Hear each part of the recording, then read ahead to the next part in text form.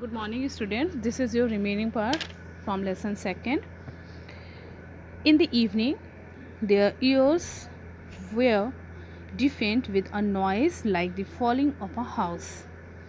It was the owner of the cave who had been out all day feeding his flock, as his custom was, in the mountains, and now drove them home in the evening from pasture, means grassland.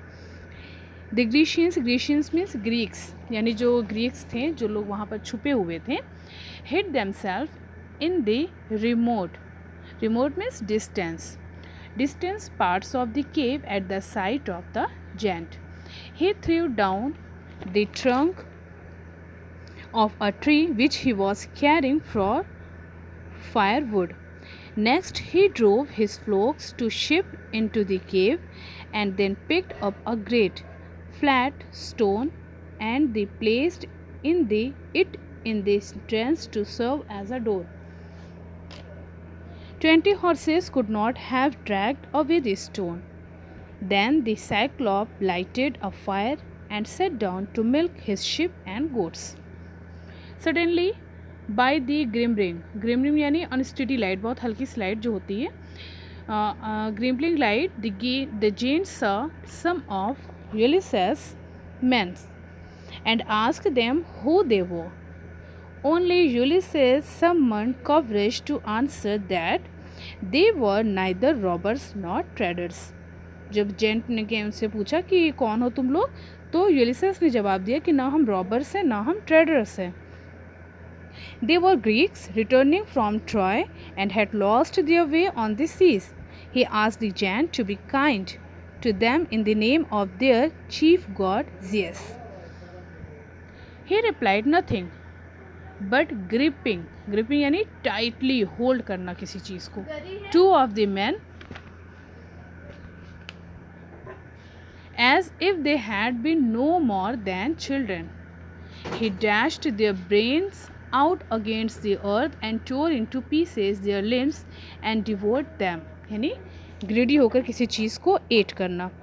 उन men's को उस giant ने 2 man लिया और उसको brain को जो है पहले उन्होंने ग्राउंड पर अगेंस्ट ग्राउंड के उसके डैश किया, उसके बाद से उनको पीसेस में किया उनके लिम्स को और ग्रीडी ईट उसको कर लिया. After drinking many bowls of milk, he lay down and fell asleep. Ulysses drew his sword and wanted to thrust it with all his might in the bosom of the sleeping monster, but he remembered that they would never be able to move the big stone placed in the entrance. अगर वो इस time यूलिसेस gent को मार देता तो ये जो stone था एंट्रेंस पर वो कभी इसको हटा नहीं पाते. So even if they succeed in killing the giant they would be prisoner in the cave and would starve to death. In the morning the giant ate 2 more men for breakfast, milked his goat and he was customed. अपनी habits के हिसाब से वो बाहर चला गया and laid out his flock. Then he set the great stone in the entrance again. Ulysses, however, did not give up hope because he had made a plan. The giant had left the tree trunk in the cave from this, Ulysses cut a piece 6 feet long and sharpened the end to a point. He instructed 4 of the men to twist the point in the giant's eyes when he fell asleep that night. When the evening came, the Cyclops drove home his sheep. Then he closed his stone door and ate 2 more men. Meanwhile, Ulysses filled one of the wooden bowls full of Greek wine. He offered this bowl to the giant, who had never tasted wine. The Cyclops drank one bowl after another, and soon he became very cheerful. He asked the name of his benefactor, मतलब a person who has give friendly help, जिसकी help उसने की थी, जिसने wine दिया था, उसका उस साइक्लस ने नाम पूछा. Ulysses, my name is nobody. My friend and relatives in my own country call me nobody. Ulysses said, cunningly, बहुत ही चालाकी से, क्लिवरली से यूलिसेस ने जवाब दिया कि my name is nobody. Then said the Cyclops, this is the kindness I will show you, I shall eat you last of all your friends. क्या काइंडनेस दिखाई साइक्लॉप ने कि वो सारे फ्रेंड्स के बाद यूलिसेस को ईट करेगा। He had secretly एक्सप्रेड his savage, यानी क्रूअल काइंडनेस वो उसको दिखा रहा था। When the strong wine overcame him and he reeled down upon the floor and sank into a deep sleep, Ulysses at once took his long stick of the wood and held the point in the fire until he was red hot. Then his 4 men pushed it into the giant's one eyes. The Cyclops roared and leaped to his feet.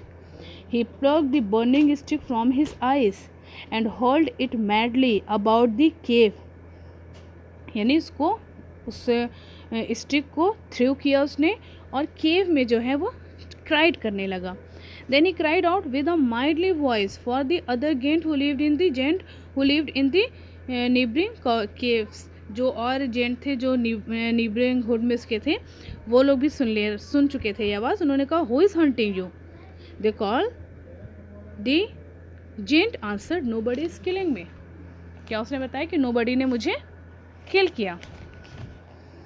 If nobody is killing you why you wake us out of our sleep, shouted the other giants. जो और थे gents उन्होंने क्या कहा कि अगर तुम्हें किसी ने नहीं मारा तो तुम इतना क्यों चिल्ला रहे हो। Thinking that some disease trouble him they all went back to bed. Ulysses laughed to see how strictly had deceived them, मतलब जो उन्होंने ट्रिक किया था उसको जैसे चीट किया था उन्होंने वो उसका सक्सेसफुल हो गया था यूलिसेस का। The next morning the giant removed the stone and set in the threshold, यानी जहाँ से स्टोन हटाया गया था वहाँ पर वो बैठ गया। फीलिंग इट ही कुड ले hold of any man going out with the slip, और उसने ये सोच लिया था कि वो अपने हाथों से शीप्स को छूता रहेगा और जैसे ही कोई मैन उधर से गुजरेगा वो उनको होल्ड कर लेगा। But Ulysses had fastened set of 3 ships together, उन्होंने क्या किया यूलिसेस ने कि 3 शिप्स को बांध दिया आपस में। And had tied a man to each of the middle sheep, और हर शीप के बीच में एक मैन को जो है टाइट कर दिया। So that the blind giant's hand would feel only the outside ones, अब जैसे ही वो शीप्स बाहर आती थी वो ब्लाइंड मैन जो था वो हाथ से फील करता था, लेकिन उसको सिर्फ ये लगता था कि एक शीप जो है वो बाहर जा रही है। As the sheep went out through the doorway the giant fell their fleecy backs, never dreaming that they carried his enemies.